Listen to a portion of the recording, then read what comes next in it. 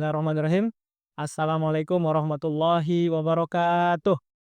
Waalaikumsalam warahmatullahi wabarakatuh. Kembali lagi bersama kami, Podcast Mutiara, podcast yang inovatif, kreatif, dan berkarya. Alhamdulillah rabbil alamin, pada kesempatan kali ini kita kedatangan seseorang yang sangat hebat, seseorang yang luar biasa, yaitu seorang pembina, Dewan Pembina Jaringan Sekolah Islam Terpadu Indonesia.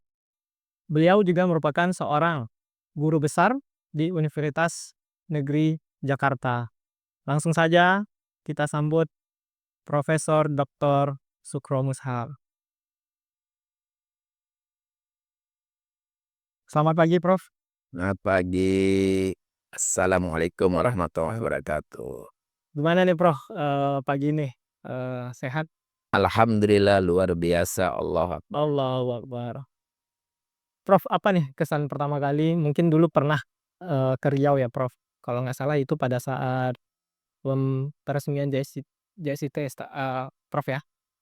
Setelah yang tahun sebelumnya, ini merupakan yang kedua kali ya, Prof, datang ke Riau? Ke Mutiara khususnya? Lebih lah, Udah sering berarti, Prof? sering. Terakhir sebelum pandemi tahun 2019 ya, untuk memberikan pelatihan tentang pembelajaran berbasis high undertaking skill. Dan juga pada situ kalau tidak salah ya, saya juga dimanfaatkan untuk memberikan parenting kepada Parenting. orang tua. Begitu teman-teman, pemirsa semua, Profesor Sukro merupakan orang yang nggak asing lagi. Sering datang dan berkunjung memberikan pelatihan di sekolah kita, SMA SIT Mutiara. Baik, Prof, apa nih, Prof, kesan pertama setelah kemarin kembali lagi ke Mutiara? Apakah ada perbedaan atau apakah ada yang spesial dari kunjungan yang sebelumnya, Prof? Baik, saya sapa dulu pemirsa ya. Assalamualaikum warahmatullahi wabarakatuh. Alhamdulillah kita sampaikan salam sejahtera untuk Rasulullah SAW.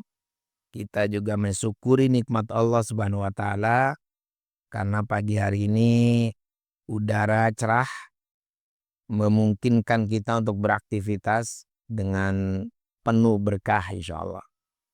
Alhamdulillah saya sebetulnya tidak asing ya dengan Mutiara ini. Karena udah beberapa kali saya dengan teman-teman, terutama juga teman-teman di UNJ dan teman-teman di Jaringan Sekolah Islam Terpadu kerap ya diminta untuk memberikan pelatihan. Gitu ya. Tentu saja kalau dilihat sekarang Mutiara, saya bisa mengikuti ya Mutiara ini bukan hanya saya kunjungan langsung, tapi juga saya buka web, kemudian juga banyak informasi-informasi yang disampaikan oleh para dewan pembinanya Mutiara ya, pengurus lama misalnya. Alhamdulillah terlihat sekali adanya satu perubahan yang berbeda ya dari sejak saya awal. Dari segi tampilan fisik, ataupun juga para guru, para pegawai gitu ya. Yang kemarin ada kesan tersendiri bagi saya, pelatihan kemarin tuh sangat kondusif ya.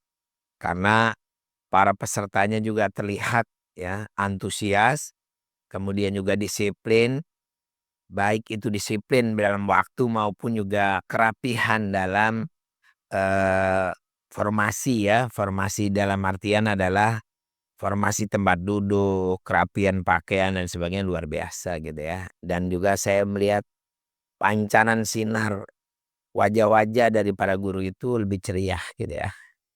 Nggak tahu saya bertanya-tanya ini ada apa gitu ya. Mudah-mudahan memang ada satu perubahan yang sangat drastis yang saya lihat pada guru-guru maupun juga para pegawai dan juga para pengelola yayasan ya, yang kelihatannya lebih demokratis, kemudian juga lebih agile gitu ya, itu yang saya lihat.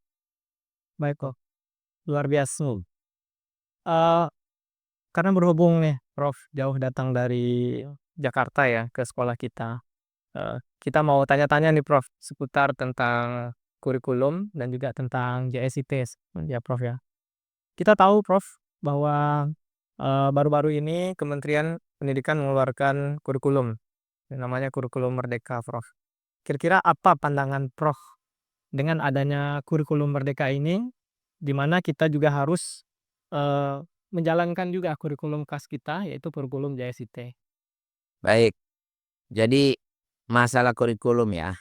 Kurikulum itu memang harus berubah mengikuti zamannya. Sekarang ini sudah masuk era revolusi industri 4.0 dengan bercirikan yaitu optimalisasi tentang mesin-mesin cerdas dan juga ada IoT ya, Internet of Things, kemudian banyak lagi yang lainnya.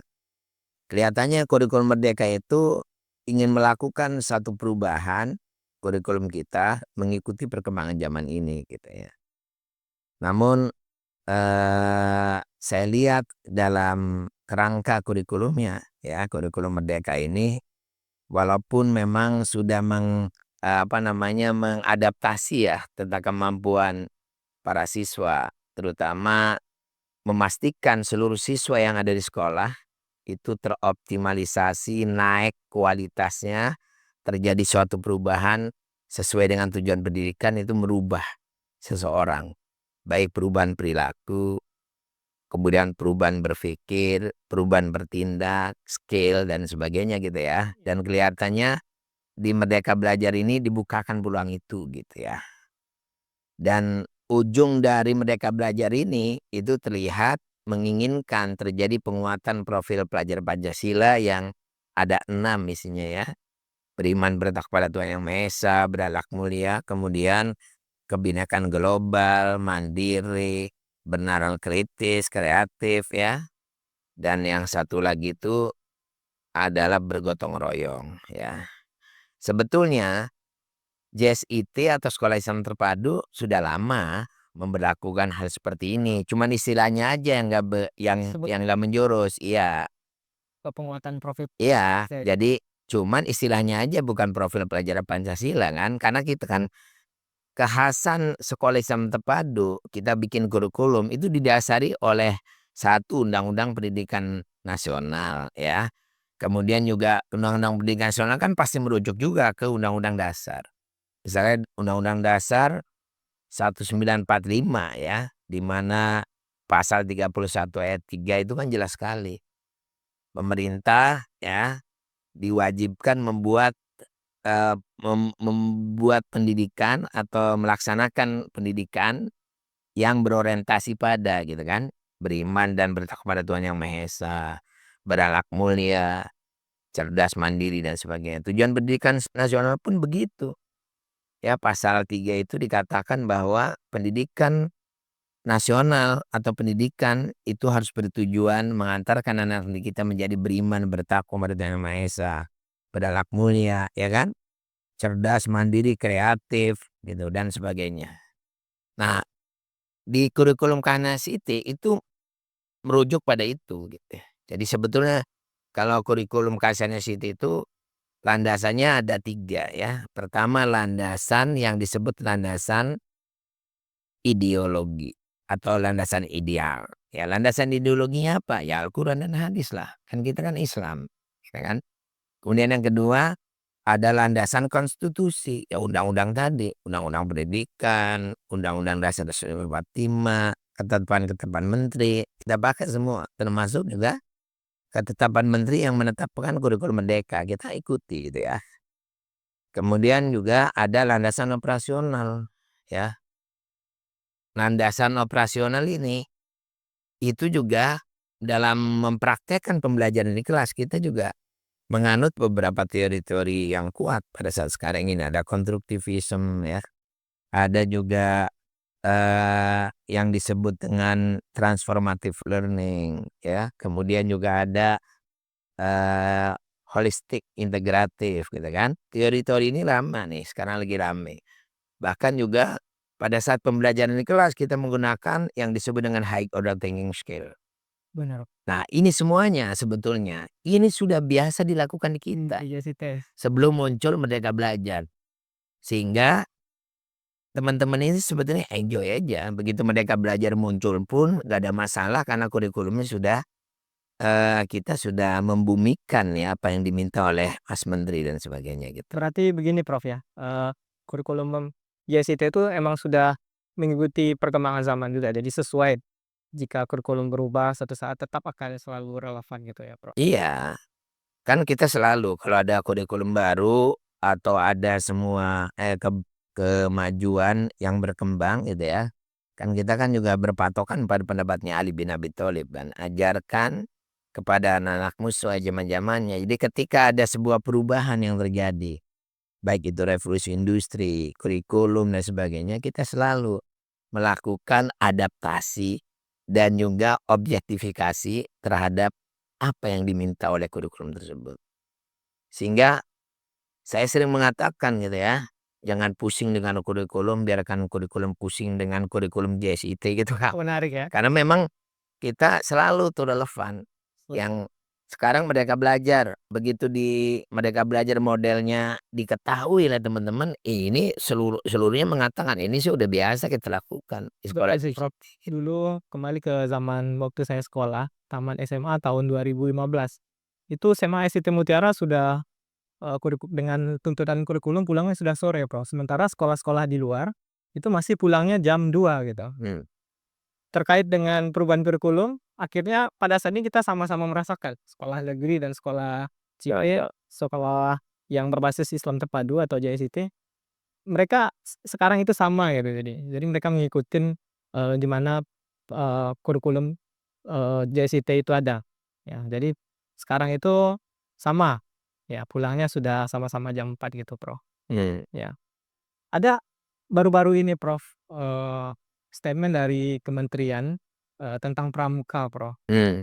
Ya, kalau nggak salah, eee, itu pramuka tidak dijadikan lagi ekskul wajib. Kita tahu di JSIT, pramuka merupakan salah satu kurikulum kekhasan yang ada di JSIT. Ya. Gimana kira-kira? Jadi ini harus paham dulu ya, harus paham dulu. Ada yang namanya kurikuler, ada yang namanya kokurikuler, ada yang namanya ekstrakurikuler. Intrakurikuler atau kurikuler saja sering disebut. Itu kegiatan belajar di dalam kelas. Yang diajarkan adalah seluruh standar isi yang ditetapkan oleh kementerian. Ya kan? Ada matematik, IPA, terus ada yang sejarah ya atau IPS, ada PPKN, ada bahasa gitu. Itu namanya intrakurikuler. Dan itu kan semua harus ikut ya. Iya, benar. Tapi ada lagi yang disebut kokurikuler gitu. Jadi harus paham. Bukan pramuka itu bukan ekstrakurikuler, pantasnya itu jadi kokurikuler. Ya. Suatu pembelajaran yang berkaitan dengan bukan hanya menguatkan cara berpikir ya atau skill gitu. Tapi di pramuka itu yang dikuatkan adalah pendidikan karakter. Benar. Ya, pendidikan karakter. Sehingga kalau pendidikan karakter itu nggak bisa dipilih. Semua orang harus dapat pendidikan karakter. Apalagi di pramuka itu bukan hanya pendidikan karakter loh. Tapi ada kepemimpinan ya. Leadership. Karena di pramuka itu kan sistemnya beregu. Nggak ada pramuka perorangan. Benar, Bang. Kalau sistem beregu di situ ada kepemimpinan ya. Kemudian di samping itu pula pramuka itu juga mengajarkan keterampilan-keterampilan, ada ketangkasan, ada life skill ya dan lain sebagainya. Ada juga misalnya beberapa apa namanya daya tahan ya, itu juga dijelaskan. Walaupun dalam penyajiannya pramuka itu tidak mendoktrin ya, nggak jauh dari kata-kata doktrin, tapi justru bermain, bergembira sambil mempraktekkan tentang berbagai macam hal yang berkaitan dengan pembentukan karakter itu sendiri. Jadi kalau menurut pendapat saya nggak benar kalau pramuka itu disebut ekstrakurikuler. Karena ekstrakurikuler itu adalah landasannya minat dan bakat. Berarti pilihan seharusnya. Ya, Nanti kalau pramuka kalau pramuka itu pilihan, tapi pilihan pilihan wajib. Kalau di Islam itu fardu ain, ya. Gitu, nggak boleh diwakili, semua orang ikut. Sama dengan satu lagi di sekolah Islam terpadu itu ada bina pribadi Islami. BP. PPI ya. Kalau jadi ada 2 sebetulnya yang dikuatkan di Sekolah Islam Terpadu dan pembentukan sikap, ya. Di BPI itu adalah karakter yang berbasis keislaman. Itulah BPI, makanya Bina Pribadi Islami. Sedangkan Pramuka ini, itu menekankan pada penguatan karakter kebangsaan yang merupakan ciri utama dari profil pelajar Pancasila.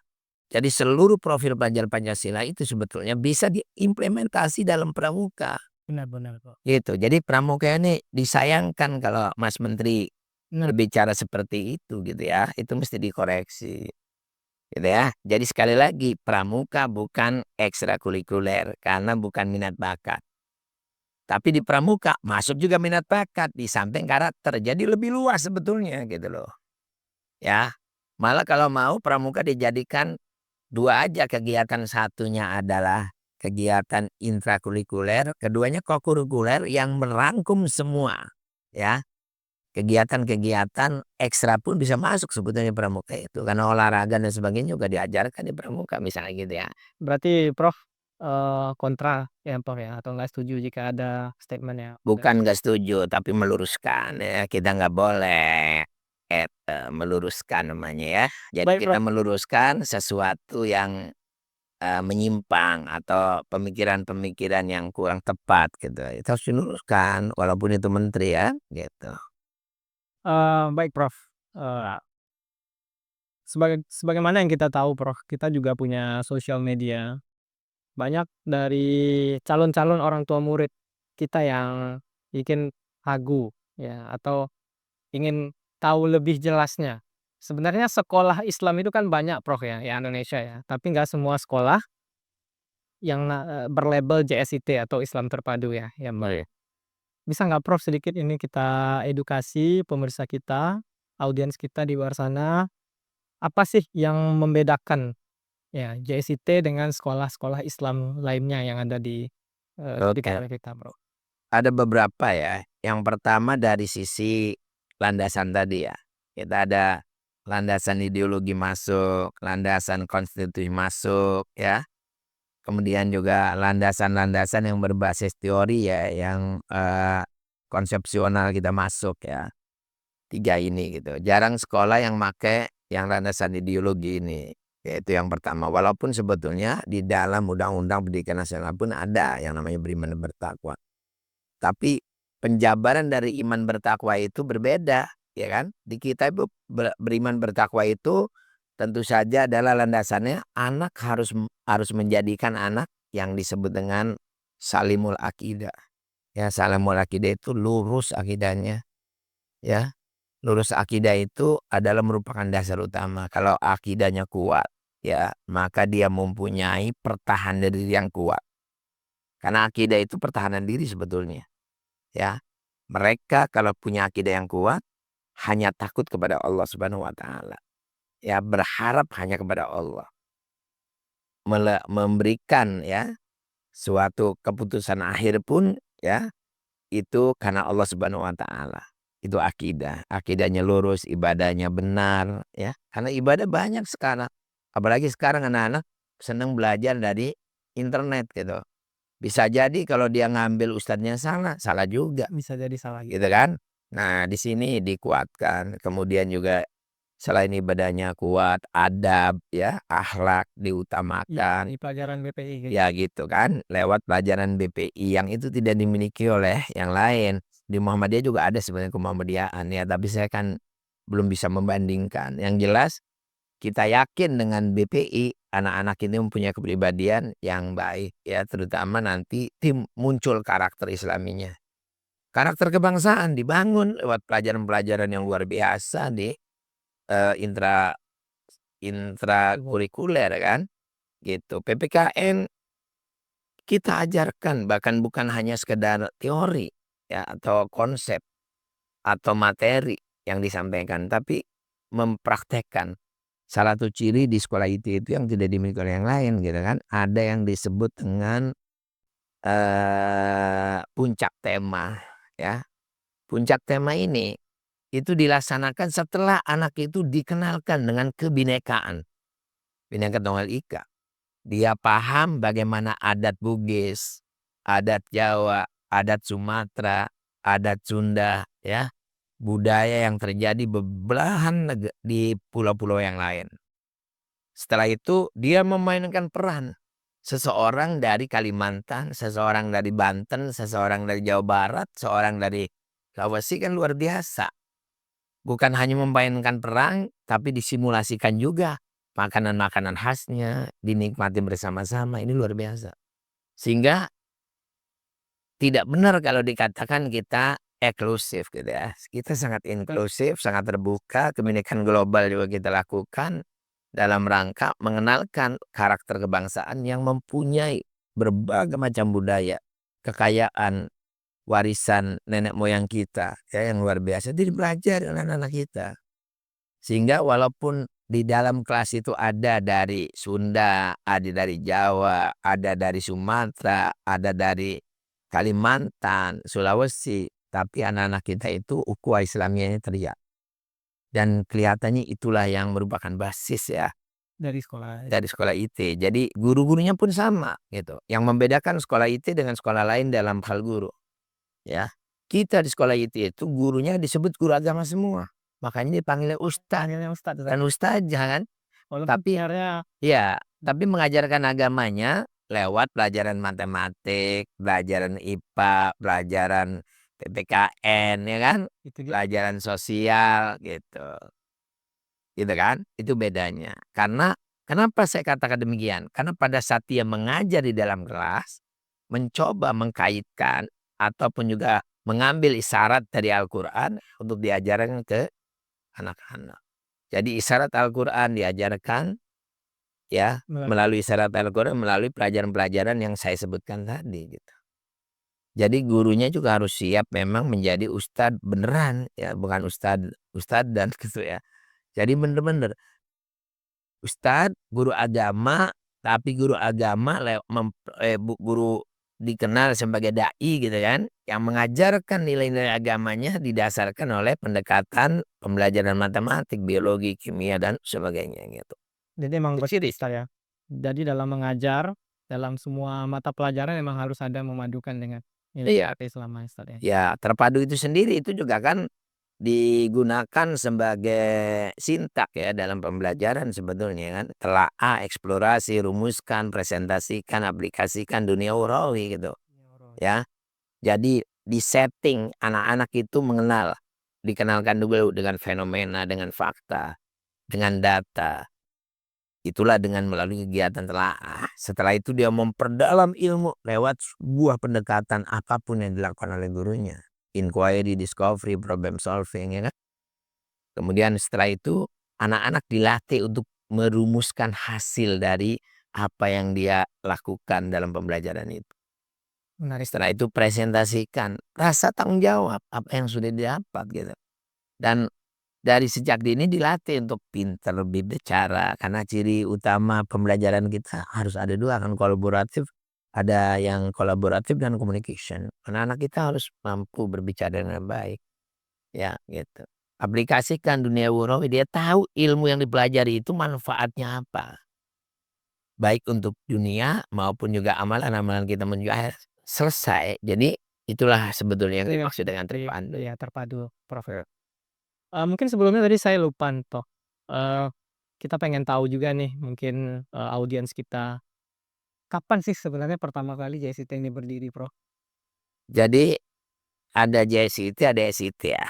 Kalau SIT Sekolah Islam Terpadu itu 1993 didahului dengan berdirinya Sekolah SDIT Nurul Fikri Di Jakarta, Prof. Jakarta, ada juga Ummul Qura di Bogor, Iqra di Bekasi ya. Kemudian bermunculan Al Hikmah dan sebagainya gitu ya. Jadi awal itu hanya 3 sekolah awalnya.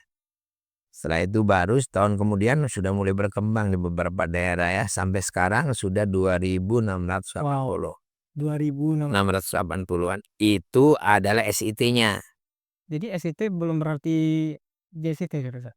Ya, mungkin saya cerita dulu ya tentang JSIT. JSIT itu setelah berkumpulnya sekolah-sekolah ini, Sekolah Islam ada yang namanya forum komunikasi antara kepala sekolah.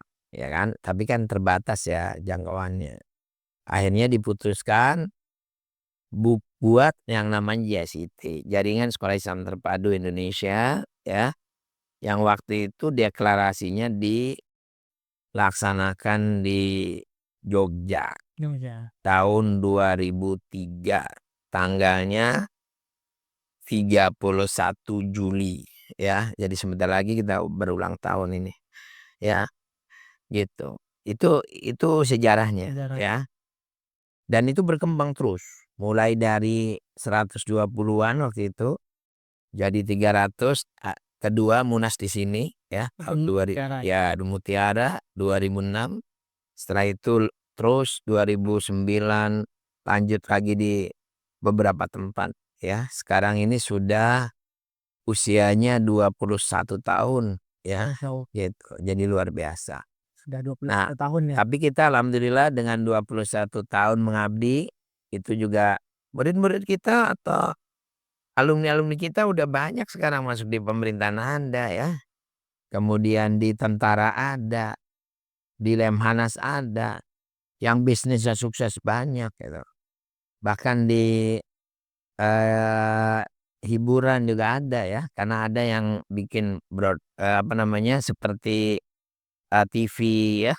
Kemudian juga terlibat di media-media berbasis digital gitu tuh banyak sekali. Desain komunikasi visual banyak, ya. Jadi benar ya, pemirsa audiens semuanya. Jadi sekolah JCT ini memang benar menghasilkan ya generasi-generasi yang memang berketerampilan dan berkompeten ya, mampu bersaing secara global. Baik Prof, mungkin ada nih, satu pertanyaan.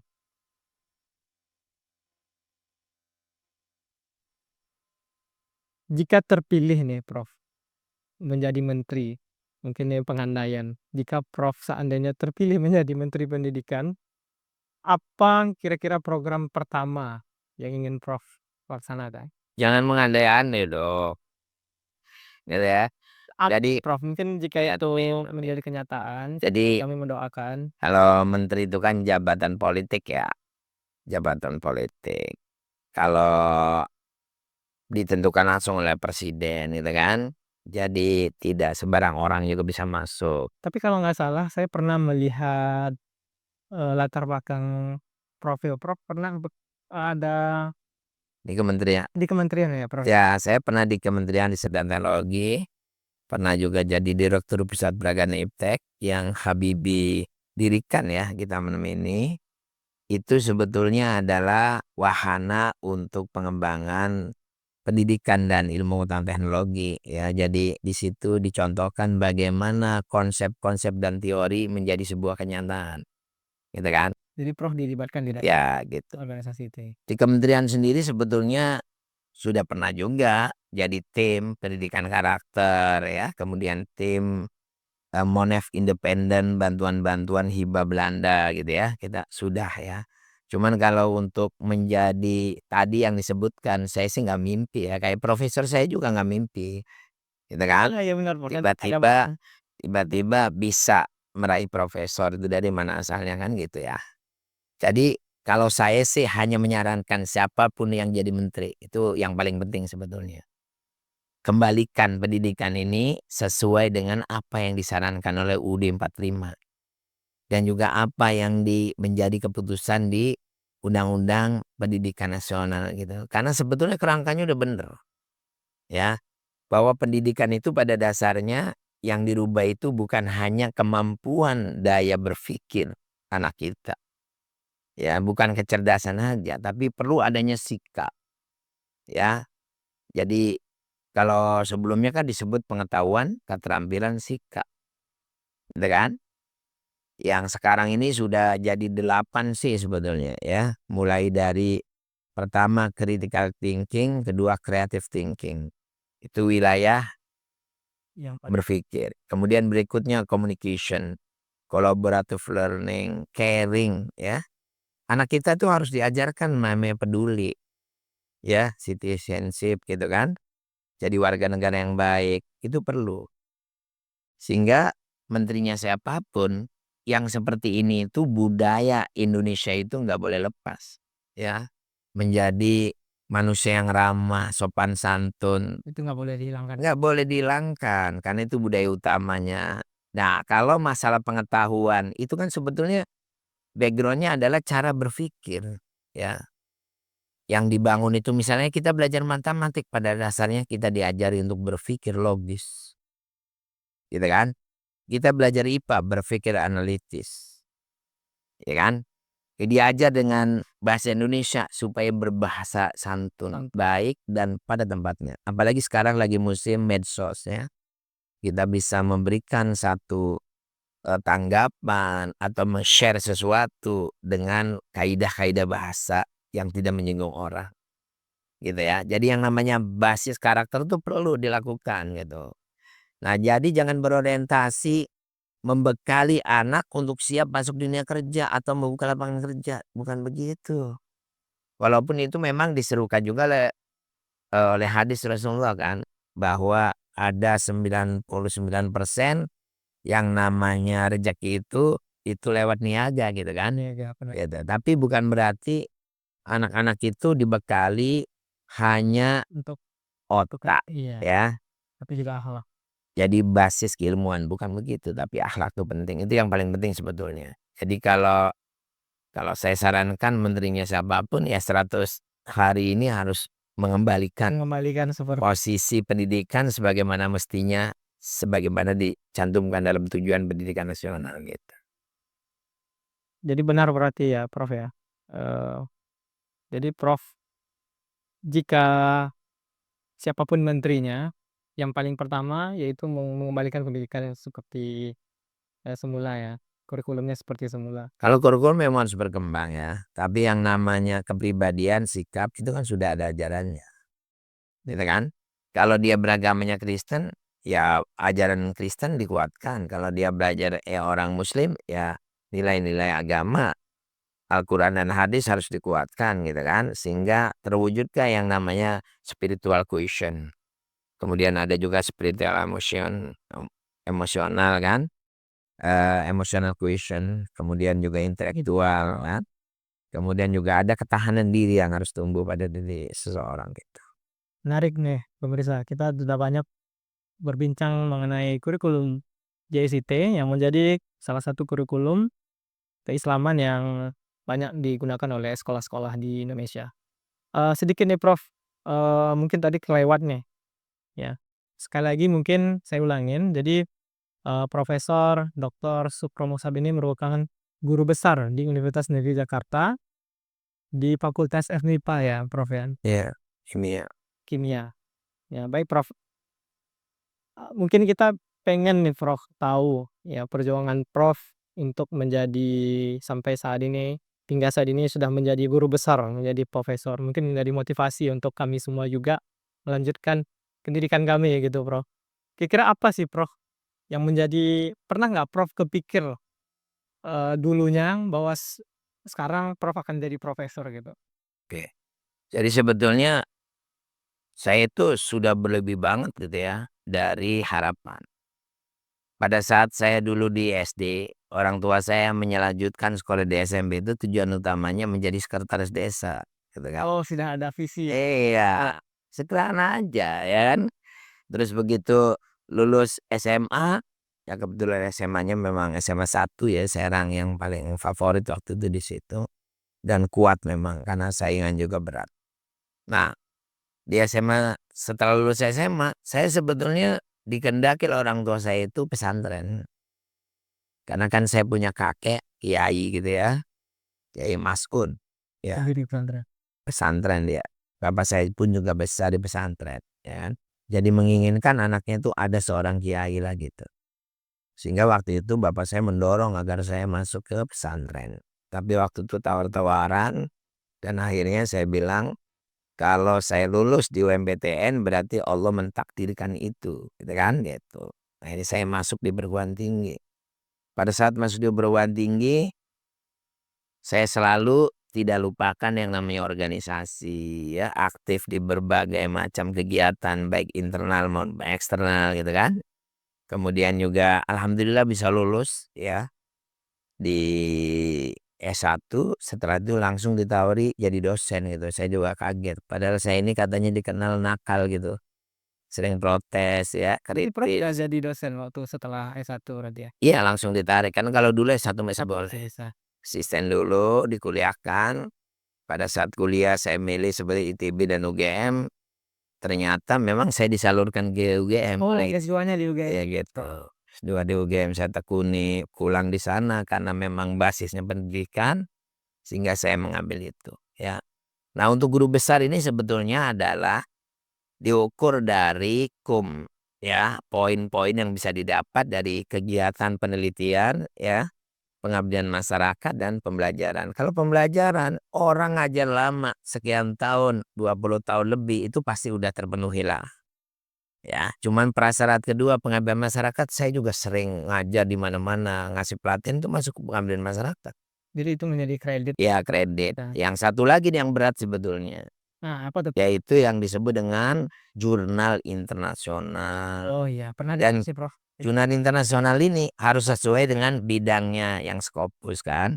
Harus penulis pertama, nah itu yang susah. Tapi alhamdulillah Allah memberikan jalan, saya bisa masuk penelitian jurnal internasional, terutama yang pendidikan kimia ya. Kalau sains banyak juga. Nah itu. Nah akhirnya alhamdulillah Allah takdirkan mempersiapkan berkas-berkas itu 2 hari setelah umroh, gitu kan. Cuma 2 hari Prof. Ya Ramadan pula waktu itu ya.